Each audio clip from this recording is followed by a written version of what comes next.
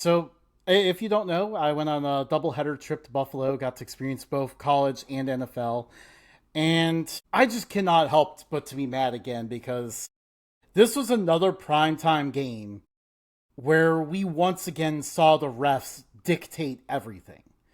It was it was an awesome experience overall, don't get me wrong, but we just saw so much of Sean Hockley and his crew in that first half that it was just an ugly game. I don't know what it looked like for you, Tony, on TV, but it was just there was no flow or rhythm whatsoever because these guys were just throwing flags at everything.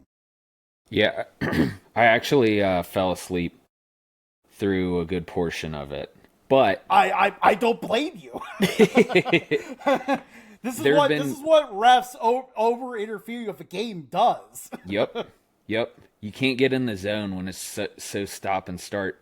And I mean, even from a fantasy perspective, no one really did a lot of work. Drake May did well, and Stephon Diggs, he had himself a day. But I mean, otherwise, it was pretty forgettable. But the question of the hour: did you get the white Rivals jersey? No, I did not. It is officially cursed. I mean, we even talked about that when we saw each other last week. I was like, I have to wait until after the game. I have to make sure it's not cursed. And guess what happened? It's now cursed. Can't have it. How Yeah, much did you see how much it amazing cost looking though? jersey. Was it more expensive So at the stadium? it is for sure. Like, I mean, you're Yeah. looking probably close to about $200, Ooh. but Ooh. yeah, and now there's a lot of people that have these where it's going to become like a bottom of the closet situation because they're like, we can't take this out ever again. It looks awesome, but it's just It's a looking jersey. It's not a wearing jersey. I know, right? And like, and now here, even putting aside the Bills because honestly, the Bills play bad themselves. Like, this is just when you're the NFL and you claim to be the best sport in the world, and these are the games that you're putting in front of everyone. You're not displaying a good product right now. When there's this many flags and you're calling flags on like stuff that's like happening, not even impacting a play, you're not putting a good show on right now. And instead, you're putting people like Tony to sleep. Yeah.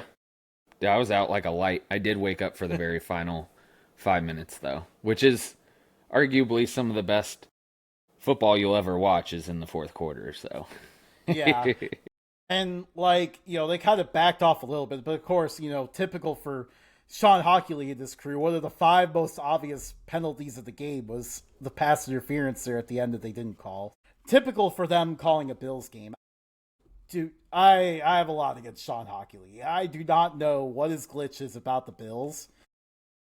I actually read off a stat in our group chat that they were 0-6. They actually are 1-5, but still, in I can't remember how many years it was, but it's not good. And really, this guy is someone who is like, no, this is not your house. This is my house. And the stats show that he often throws a lot more flags on the home team than the away team. I we see this a little bit in the MLS where referees really control the outcomes of games. And you know, with my psychology background, I think, are we more aware of it because we see it happening, or is there, bona fide statistical differences, with how refs officiate? And so that's always an area that I'm interested in digging into because, that's something that should be controlled for if there is bias. Yeah, yeah, absolutely. And see, it's got the dog even heated up. She's wound up, everyone's wound up. Yeah, it was. It was the game experience and everything like that was really awesome, and everything like that. But man, like then you see the product on the field, and oh, it was tough to watch sometimes, just because yeah, every single time it felt like offenses were going anywhere.